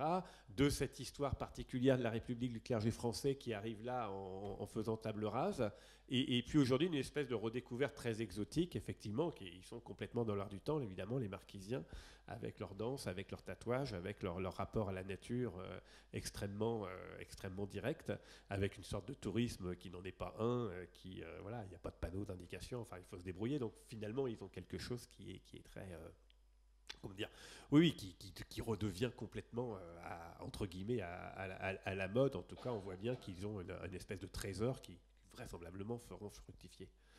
Je reviens à donc ce concept de mana qui justement, quand Pierre-Yves François assène à ses stagiaires que presque tout le monde, s'il travaille avec envie et sincérité, devient doué. On a vu aussi, dans les romans des autres aussi, on voit l'importance du travail. Mais aux Marquises, il y a cette histoire de mana qui donne un talent, un don. Alors le mana, oui, ça fait partie aussi de ces éléments purement marquisiens et qui sont devenus très à la mode. Parce que le mana, dans plein de jeux vidéo maintenant, il y a le mana. Enfin voilà, c'est une espèce de puissance intérieure, de pouvoir. Et effectivement, alors les marquisiens. Alors c'est difficile aujourd'hui de savoir si les marquisiens y croient vraiment ou en jouent pour quelque part impressionner les autres. Mais effectivement, le mana, alors les marquis, c'est un pays entier de ruines, de pierres sacrées, un caillou sur deux, il y a des trucs gravés. Donc évidemment, il y a ce poids, et on a peut-être exploré 2% de ce qui existe aux Marquises, puisque c'est quand même la jungle, la montagne, donc c'est des endroits qui ont été abandonnés, mais c'était en permanence des temples, des lieux rituels, etc. Et donc le mana, évidemment, il est présent partout dans cette espèce de force intérieure quand on rentre sur les lieux sacrés. Et alors, effectivement, moi j'ai joué sur ça dans le roman pour relier ça à la caractérisation des personnages, comme si chaque personnage avait son propre mana, donc son propre talent, mais il faut le trouver, et quand on croit avoir un mana et qu'on ne l'a pas, enfin voilà. Et puis c'est aussi évidemment la puissance des anciens. Derrière, il y a aussi cette idée du déterminisme, puisqu'évidemment, derrière le mana, il y avait l'idée d'une forme de déterminisme pratiquement de caste, c'est-à-dire si vous avez le mana du chasseur, vous resterez chasseur, si vous avez le mana du chef, vous serez chef, quoi. Donc il y a évidemment un jeu sociétal derrière qui évidemment est une forme d'organisation politique aussi, donc, mais du coup qui devient spirituel. Donc c'est assez intéressant. Et c'est ce qui me plaisait du coup aux Marquises, parce que du coup, voilà, il y a à la fois ce côté, comme vous avez dit au début, de très, très sauvage, très étrange, très encore inexploré, donc qui a un bon ferment pour un roman, notamment policier. Je peux mettre des crimes dans des lieux qui sont relativement effrayants, parce qu'effectivement, on a tout ce décorum. Et puis, d'un autre côté, il y a quelque chose, effectivement, d'assez spirituel, d'assez fort, finalement, parce qu'on peut, évidemment, quand on est aux Marquises, on ressent quand même quelque chose qui est assez puissant, qui est assez sauvage, hein, voilà. Mais après, voilà. On rentrera pas. Je vais pas rentrer davantage dans votre histoire et dans l'intrigue, parce que vous nous retournez tellement que je veux pas donner le moindre indice. Par contre, je relève donc quelque chose qui aussi a trait au lieu. C'est la langue, les langues de ces gens qui vivent sur vos territoires choisis. Est-ce que les langues des lieux vous influencent? Alors, aux Marquises, il y a plein de mots. Vous aussi, le Younet, enfin voilà, tout cet aspect. Vous aussi, vu qu'on est dans plein de pays, il y a plein de langues. En quoi ça influence votre travail, la langue, le territoire? Alors, je ne sais pas qui veut répondre. Bon, je peux commencer, j'ai un micro. C'est assez compliqué en fait, enfin, pour moi, parce que j'avais aussi déjà écrit un roman sur la Réunion, donc pareil, il y avait beaucoup de termes créoles. Même en Corse, où il y a des termes corse, il n'y a pas de créole corse, mais donc je suis corse, hein, c'est pour ça que je me permets de pas trop. Et comment dire, c'est compliqué parce que à la fois c'est impossible de se passer d'un certain nombre de mots. Notamment, ils mangent, donc il y a des plats marquisiens, et c'est impossible de les appeler autrement que par leur nom de plats marquisiens, etc. Donc il y a un certain nombre de mots qui sont pratiquement indispensables à noter, donc à expliquer. Et après, c'est toujours compliqué de faire une petite astérix en mettant la traduction en bas, parce que ça fait très artificiel. Et là, pour le coup, je trouve qu'on tombe dans l'effet Wikipédia en se disant, voilà, on a un propre Wikipédia. Donc pour moi, c'est un truc que j'aime pas, parce que je suis toujours partagé entre dire j'explique pas, et à la limite, les gens, ils comprendront pas, ils iront vérifier par eux-mêmes, ou j'explique. Alors si j'explique dans le cours du texte, ça veut dire une espèce de truc un peu tordu, parce que les gens sont censés savoir ce que c'est, donc ça fait un peu curieux qu'il y ait quelqu'un qui explique, ou on met une note, et là aussi c'est une espèce de sortie de la fiction qui n'est pas non plus très agréable. Voilà. Après, sinon, est-ce que ça donne par exemple une musique à votre écriture? Après, je pense que les langues qu'on a apprises ont forcément une influence quand même sur comment on écrit. Enfin, moi, par exemple, il y a un moment où j'ai appris le russe et où en plus j'enseignais la géographie post-soviétique à l'université. Donc je baignais un petit peu dans le russe. En plus, c'était à l'INALCO, donc j'étais dans le département russe et tout ça. Et je pense que ça avait une influence sur mon écriture. C'est-à-dire que le fait même de vivre un peu dans un monde russe, et d'avoir vécu dans les pays baltes et d'avoir donc parlé russe un peu tous les jours, quoi, faisait que forcément ça venait un peu hybrider mon français, quoi, d'une certaine manière. Pas autant que si j'avais été que si le russe avait été ma langue maternelle, mais puis je me suis intéressé aussi à ce moment-là beaucoup à la littérature russe, et plus récemment ça m'a fait la même chose avec le serbo-croate, puisqu'en fait j'ai vécu donc 2 ans à Novi Sad, au nord de la Serbie, et donc j'en ai ramené ce livre qui est sur la route du Danube, dans lequel il y a beaucoup de... Là, je voulais faire entendre toutes les langues de chaque pays. Ça, je trouvais que c'était normal, à partir du moment où c'était vraiment une sorte de roadbook. Je traversais tous ces pays que traverse le Danube, et à chaque fois, je voulais faire entendre un petit peu de la langue du pays, pareil, en ne mettant jamais de notes, parce que je trouve qu'en effet, à partir du moment où on met des notes, on sort du récit ou du roman, et on tombe dans quelque chose qui est de l'ordre de l'essai. Quand j'écris un essai, là, je peux mettre des notes, mais c'était pas le cas. J'aime bien faire entendre. Moi, mes livres, c'est des livres européens, donc j'aime bien faire entendre quand même les différentes langues d'Europe. Je trouve trouve que c'est important. En traduisant, pas forcément, quand c'est nécessaire, je mets entre parenthèses ou je traduis à la suite parce que j'aime pas trop les parenthèses. Mais c'est vrai que c'est bien de faire entendre la musicalité de la langue. Et avec la musicalité, enfin, il n'y a pas que la musicalité de la langue, il y a aussi l'univers. C'est vrai que quand je vivais comme ça en Serbie, je me suis forcément, enfin mon écriture, mon imaginaire a forcément été un peu contaminé par l'univers balkanique, et par toute la littérature. J'ai lu beaucoup de littérature des Balkans, et c'est quelque chose d'absolument fabuleux, quoi, qui transforme quand même sa manière de raconter des histoires. Jean-Baptiste. Oui, alors pour mon deuxième roman, la question c'est beaucoup moins posée que pour mon premier roman, donc même si j'ai quelque chose à dire sur le deuxième. Pour mon premier roman, Matador Yankee, évidemment, cette région, la frontière États-Unis-Mexique, elle est parcourue de beaucoup de langues. Elle est déjà parcourue, bien sûr, d'anglais et d'espagnol. Et quantité, en fait, de Mexicains, ou on va dire, sont parfaitement bilingues. On fantasme beaucoup la progression de la langue espagnole en Californie. Enfin, c'est une réalité, mais la plupart des gens qui y vivent sont bilingues. En tout cas, tous les Mexicains sont bilingues. Enfin, tous ceux que je connais, ils parlent espagnol entre eux, évidemment, et ils parlent parfois un mélange d'espagnol et d'anglais en fonction de qui ils rencontrent. Moi, quand j'étais sur le terrain là-bas, c'est vrai que lorsqu'on commençait à leur parler espagnol, surtout dans des pratiques dans lesquelles ils n'ont pas très envie qu'on mette le nez pour les combats de coq ou certains rodéos clandestins qui en fait permettent à des migrants d'avoir une rémunération à partir de Paris. Quand on leur parle espagnol, ils ont plutôt tendance à vous répondre en anglais. Ils n'ont pas tellement envie de voir débarquer un petit Français là, qui parle espagnol et en pensant créer une connivence particulière, et finalement ils préfèrent vous répondre en anglais. Donc il y a tout un jeu à cette frontière États-Unis-Mexique sur l'utilisation des langues, le bilinguisme, sur ce fameux Spanglish qui devient tout à fait courant pour quantité d'individus. Et dans Matador Yankee, le titre en lui-même, il est fondé là-dessus. Puisque ce sont deux mots qui appartiennent à la fois à des langues étrangères et puis qui en même temps sont compréhensibles par tout le monde, c'est des mots universels. Donc il y a quelque chose qui m'intéressait dans cette Mex-Amérique, d'avoir dans le livre quelques mots qui sont des mots universels. Le mot torero, tout le monde le comprend. Gringo, tout le monde le comprend. Donc Matador Yankee, Gringo Torero, j'ai un peu hésité dans l'appellation.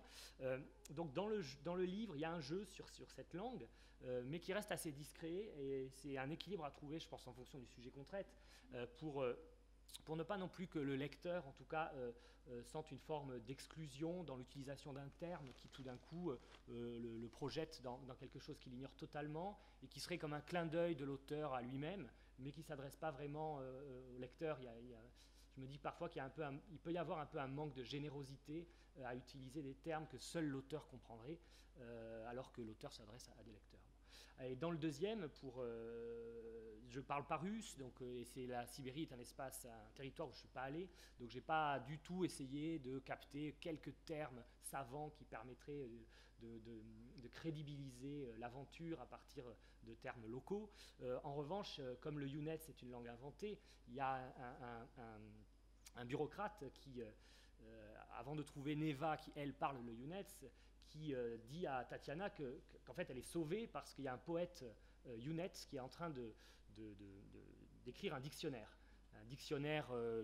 russe Younet, et il écrit ce dictionnaire par ordre alphabétique, donc il en est à la lettre B, et donc il essaie de rassurer Sachant qu'au Younet, Tatiana. il y a 400 mots pour parler des frimas. Voilà, là il y a une exagération aussi, une affabulation de cette fameuse de ce lieu commun sur les langues, on va dire, nordiques, qui ont quantité de termes pour exprimer les nuances du paysage, et en particulier les nuances de la neige qui, selon l'heure, la composition, le froid, se dit différemment.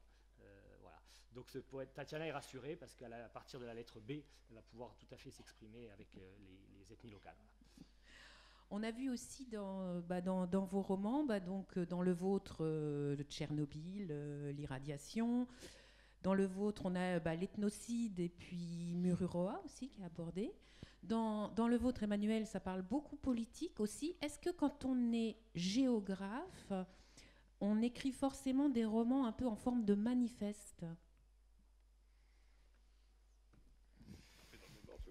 La réponse est non. Enfin, pour moi, clairement, non, pas forcément. On peut Est-ce que écrire. vous dénoncez tous quelque chose Enfin, moi, en tout cas, la réponse est non. C'est pas obligé. Enfin, l'histoire se suffit elle-même. Et puis, j'ai écrit des romans qui étaient de purs romans enfin, je sais pas, de distraction, de voilà, roman d'amour, enfin voilà, il n'y a pas forcément. Enfin, je me dis pas, tiens, je vais dénoncer. Puis il y a d'autres romans qui sont effectivement beaucoup plus engagés, où je parle des migrants ou d'autres questions. Donc il y a pas. Après, une fois qu'on a dit ça, c'est vrai que souvent, quand j'ai un thème comme là, Au Soleil redouté, qui est au départ pas du tout un roman militant, qui est clairement une intrigue policière, et qu'on va aux Marquises, c'est vrai que c'est toujours tentant, intéressant de glisser dans le récit, notamment dans la vie des personnages, dans la trajectoire des personnages, des éléments qui, d'une part, crédibilisent les personnages et qui, en plus, amènent le lecteur à avoir de l'empathie, et notamment, évidemment, en utilisant ce que sont les fractures de ces personnages qu'ils ont vécu, leurs difficultés, etc. Et donc, du coup, c'est là qu'effectivement, on en revient forcément. Les Marquisiens parlent de cet ethnocide, en tout cas, se situent par rapport à cet ethnocide, donc se situent en réaction par rapport à Tahiti, qu'ils aiment assez peu, se situent en réaction par rapport à la France, que généralement, ils aiment plutôt beaucoup, etc. Donc, ça renvoie ça. Mais effectivement, il y a Mururoa qui est la grosse épine dans le pied, puisque, voilà, notamment aux Marquises, il y a pratiquement un Marquisien sur 5 qui a été travaillé à Mururoa, et effectivement, encore aujourd'hui, il y a quand même une sorte de chape de plomb sur les analyses épidémiologiques, et les dédommagements ont été quand même relativement minimes, et donc globalement on n'en sait rien, mais quand on lit des choses, c'est quand même assez effroyable, et c'est pas si loin de chez nous. Enfin, je veux dire, ça fait 50 ans, quoi, donc même moins si on prend les derniers essais. Bon, voilà, donc c'est vrai que pour moi, je me suis dit, c'est difficile de passer complètement à côté. C'est pas du tout un roman sur Mururoa, mais à un moment donné, effectivement, quand j'ai eu le choix de me dire, tiens, il y a un personnage, d'ailleurs, c'était crédible, effectivement, qu'il y ait au moins plusieurs personnages qui soient partis travailler à Mururoa et qui en soient revenus et qui soient morts plutôt précocement, sans qu'on sache vraiment le pourquoi du comment. Est-ce que vous, Emmanuel, Jean-Baptiste, vous avez cette volonté d'engagement dans votre écriture? C'est pas une volonté, parce que moi je crois pas dans l'engagement, je crois pas dans la littérature engagée, j'ai jamais cru. Moi je crois dans la littérature embarquée, c'est ce que disait Albert Camus, hein. Il disait qu'on était embarqué, c'est dans son discours du prix Nobel. Et j'ai toujours eu ce sentiment d'être embarqué. D'ailleurs, mon troisième roman, ça a commencé par ça, embarqué, parce que ça commence comme une sorte de journal de bord, La ligne des glaces, et ça commence par voilà. Et en fait, on se retrouve forcément. Je pense que les géographes ont une perception. Du fait de il y a une déformation professionnelle qui fait que vous avez forcément une perception plus aiguë de toutes les injustices, parce que les injustices sociales se traduisent toujours de manière spatiale, en fait. Et donc on va toujours être confronté à ça, et je crois qu'on a davantage de ce point de vue-là, on est hypersensible, les géographes sont hypersensibles spatialement, et de fait ils deviennent un peu hypersensibles socialement aussi, puisque comme je disais, les injustices sociales se traduisent par des injustices spatiales. Donc par exemple, quand j'ai écrit Sur la route du Danube, j'ai fait cette espèce de traversée de l'Europe dans le but un peu d'éprouver moi-même. Donc j'ai traversé à vélo 4000 km d'Odessa à Strasbourg, avec l'idée que j'allais éprouver ce que c'était physiquement. Alors évidemment dans des conditions qui n'ont rien à voir avec celles d'un réfugié, mais au moins d'éprouver physiquement qu'est-ce que ça pouvait être pour un réfugié de traverser tout ce continent. Alors en autonomie, j'avais un vélo, et puis les bagages sur le vélo. Et c'est vrai que je l'ai fait.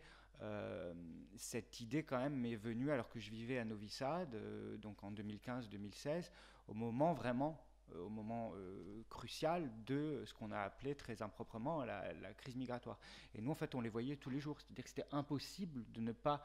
par exemple, quand on prenait souvent le soir, quand j'allais de Belgrade à Novi Sad, entre Belgrade et Novi Sad, il y a 80 km, et que je voulais trouver un bus pour rentrer chez moi, j'arrivais pas à rentrer dans le bus parce qu'en fait, les réfugiés les bus étaient pleins de réfugiés, en fait.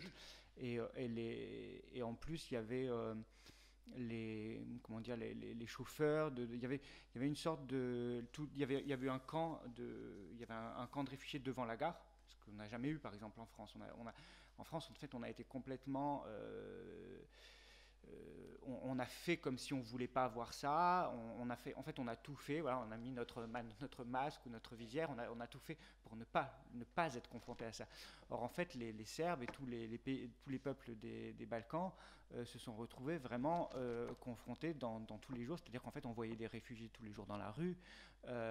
On les côtoyait dans le bus et tout ça.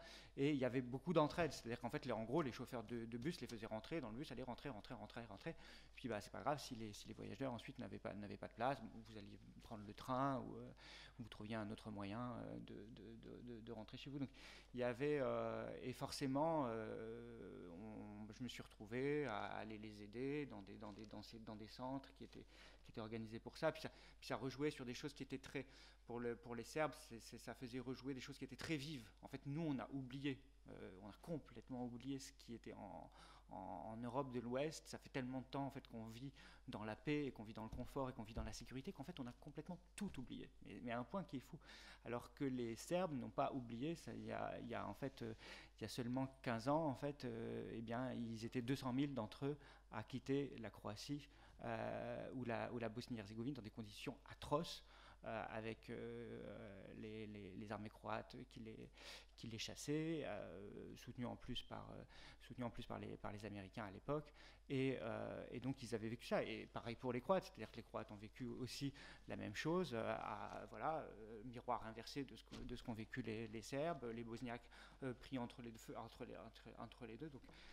Donc forcément chez eux ils ont eu il y avait cette ils n'avaient pas oublié ça et ils avaient quand même disons que il y a eu beaucoup d'entraide quand même. J'entends que ça parle dans le public, donc il y a un micro qui peut vous être transmis si vous voulez poser des questions rapidement, parce que c'est vrai qu'on est limité par le temps, mais j'entendais quelqu'un qui s'exprimait derrière son masque. Je sais pas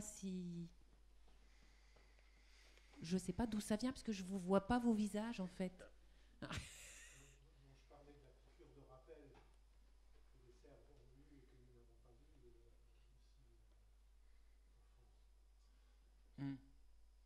Et sinon, il y avait une question tout en haut, j'ai vu.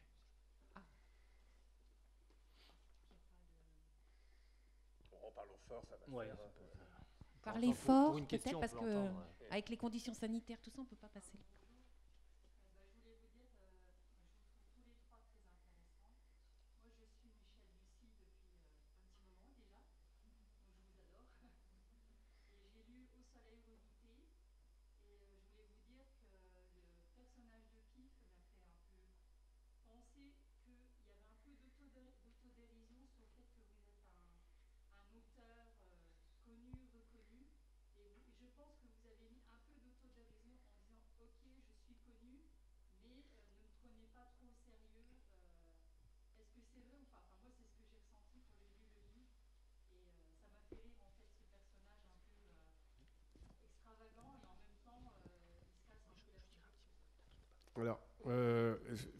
Alors, moi c'est vrai que j'ai longtemps hésité, parce que j'avais cette idée d'atelier d'écriture, mais ça m'énervait parce que j'étais obligé de mettre un écrivain en héros.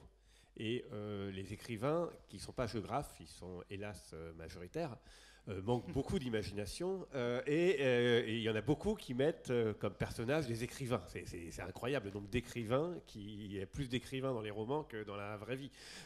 Donc des écrivains qui vivent souvent dans les grandes villes. Alors il y a l'écrivain maudit, l'écrivain qui manque d'inspiration, l'écrivain qui a du succès. Enfin, voilà, ils sont tous écrivains. Enfin, beaucoup d'écrivains. Voilà. Et bon, moi, je n'avais pas envie de faire ça. Puis bon, j'avais comme mon idée, donc je me suis quand même fais violence pour avoir mon écrivain, mais je le fais disparaître assez rapidement. Et effectivement, j'ai de l'autodérision parce que je voulais pas réellement parler de l'écrit. Enfin, je voulais pas réellement parler d'un écrivain. Ça m'intéressait assez peu finalement la vie d'un écrivain.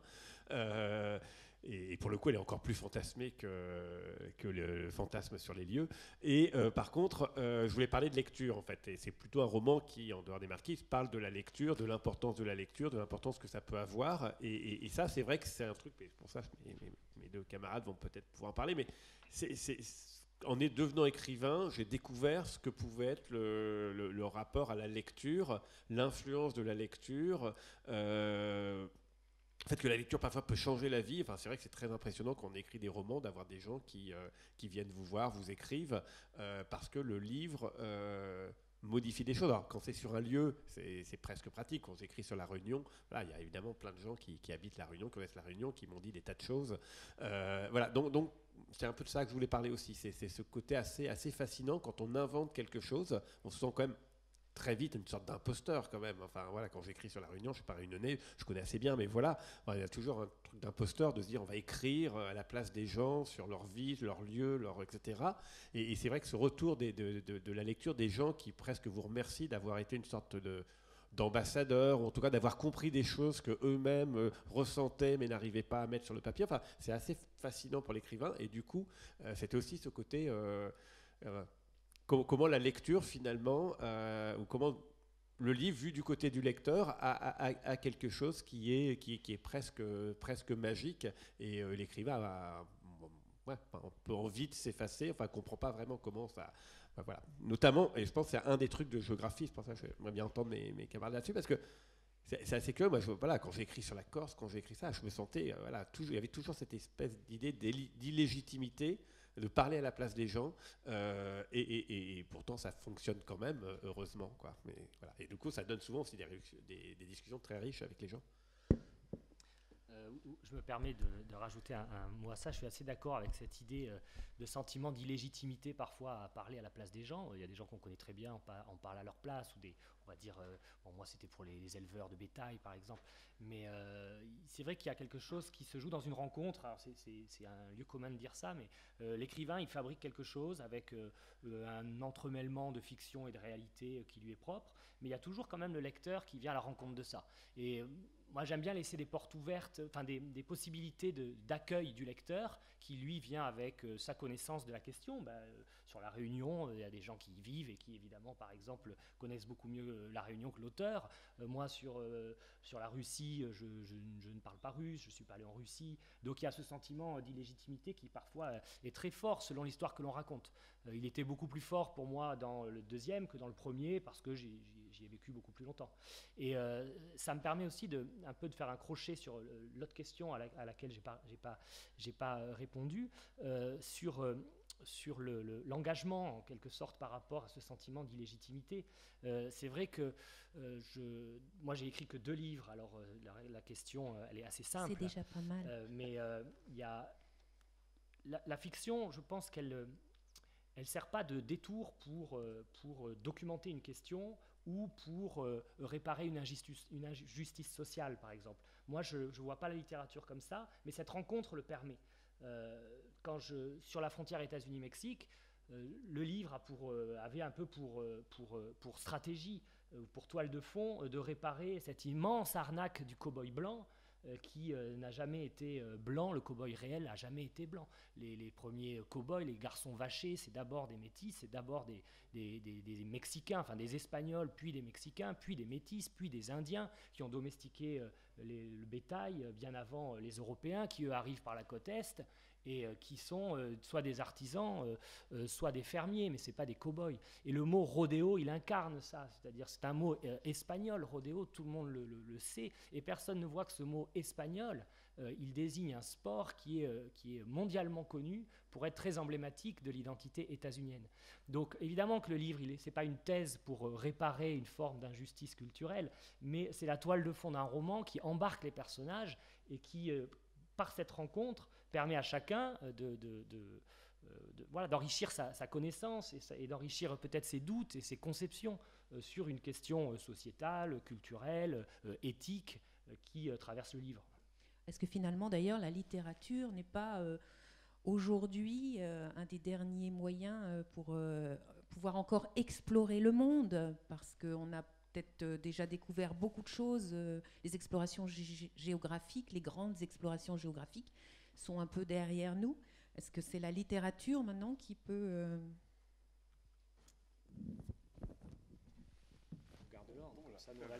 Oui, c'est le président, allez hop. Oula non, non, je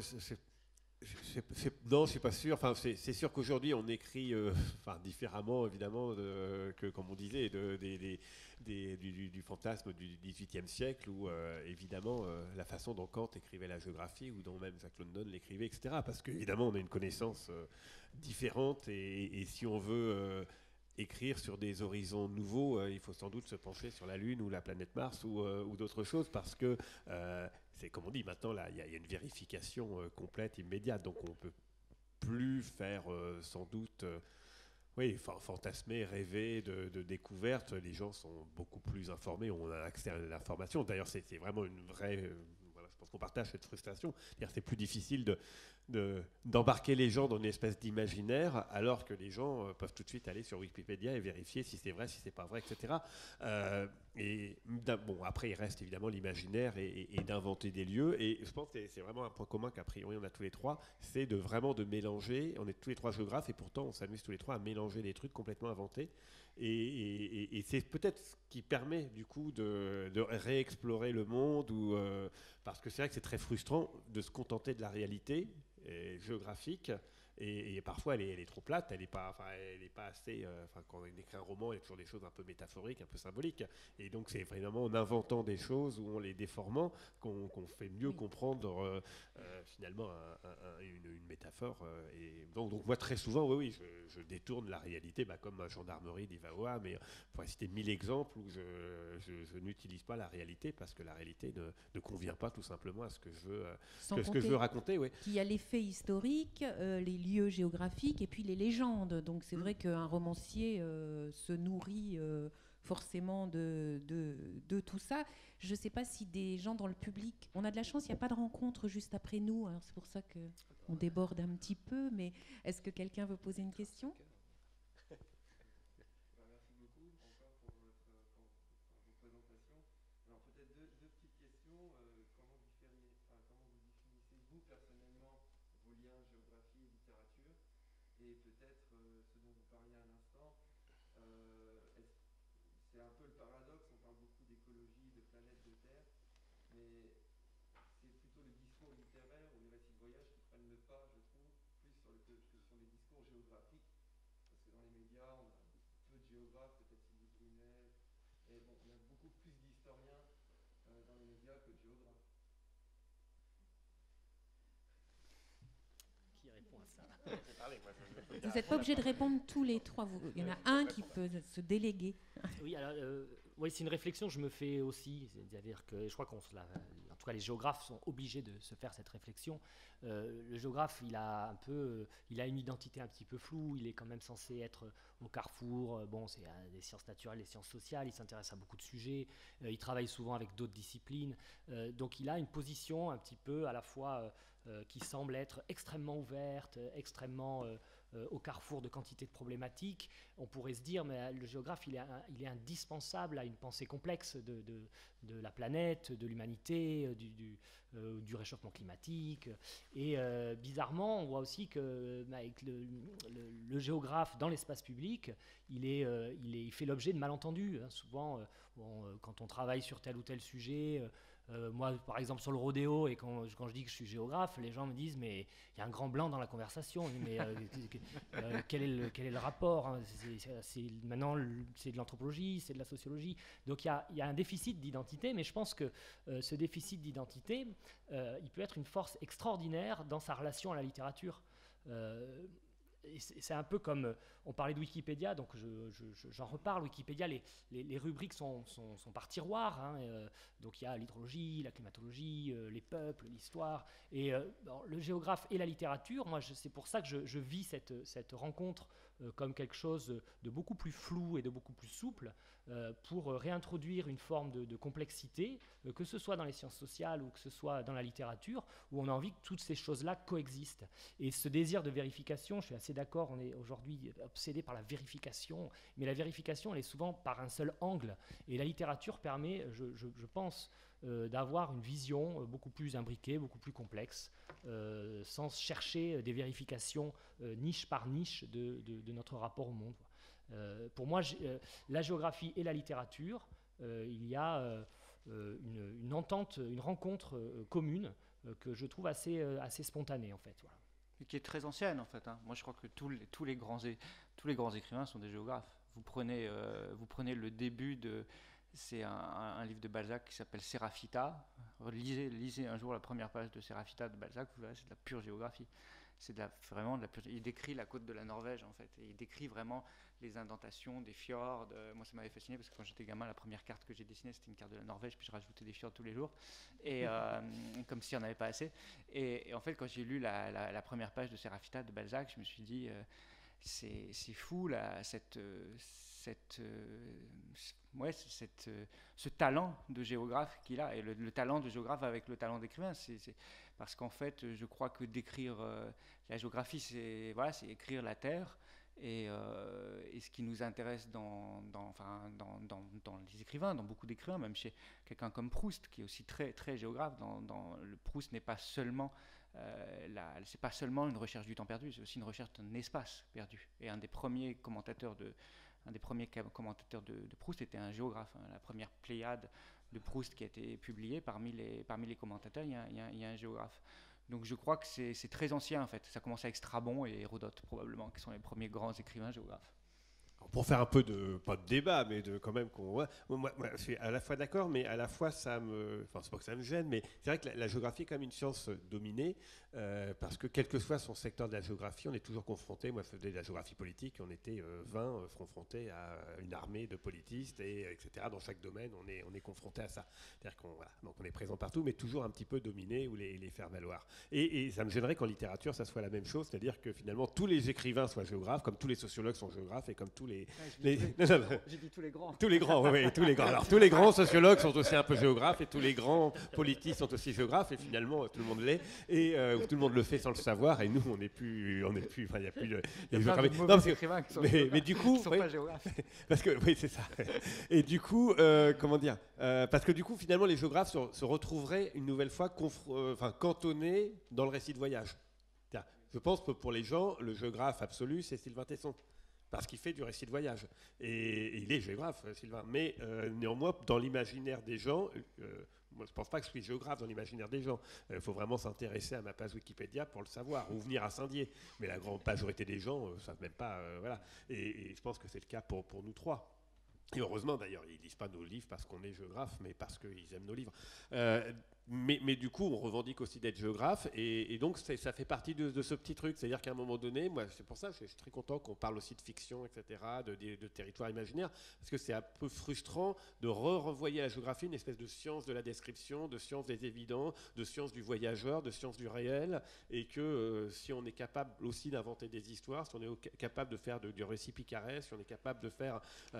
de parler de la Russie sans y avoir été, mais on peut faire ça tout en étant géographe. Ouais, le géographe, c'est pas seulement celui qui va dans un lieu, et pour ça les gens sont toujours surpris, ils disent vous êtes au Marquis, vous êtes resté que 10 jours. Je dis bah oui, enfin voilà, c'est pas, j'aurais pu ne pas y aller, écrire aussi, quoi, c'est pas un problème. Voilà. Donc ça peut-être ça répond à ça aussi, c'est qu'évidemment j'espère qu'on participe aussi à la forme de décloisonnement de la géographie qui n'est pas que une espèce d'exploration et de récits de voyage. Et quand on écrit de géographie, on ne fait pas que du Lonely Planet ou du Guide du routard. Je pense qu'on est de vrais écrivains. Et à ce propos, justement, je vais citer Samuel Vidouble. C'est dans la bibliothèque de l'oncle Guillaume que j'ai découvert que la géographie ne se limitait pas à une discipline ennuyeuse où il était question avant tout de mots savants de noms chantournés et de statistiques, et qu'il existait pour y accéder autre chose que des manuels poussiéreux, sans cesse condamnés par les réformes scolaires à finir dans des greniers dévorés par les rats et les cloportes. Donc vive la géographie. Il y a d'autres questions, sinon je ne veux pas vous frustrer. Tout va bien. Donc, étant donné les conditions sanitaires qui imposent de tout nettoyer à la sortie, etc., il va normalement y avoir un petit quart d'heure de dédicace ici, mais les auteurs sont présents pour signer leur livre sous le chapiteau du Salon du Livre, si jamais vous voulez y revenir. Il y a des heures indiquées à l'accueil du chapiteau du Salon du Livre. Donc, si jamais vous n'aviez pas le temps aujourd'hui, là, tout de suite, maintenant, parce qu'on a un peu débordé. Donc, bonne exploration à tous.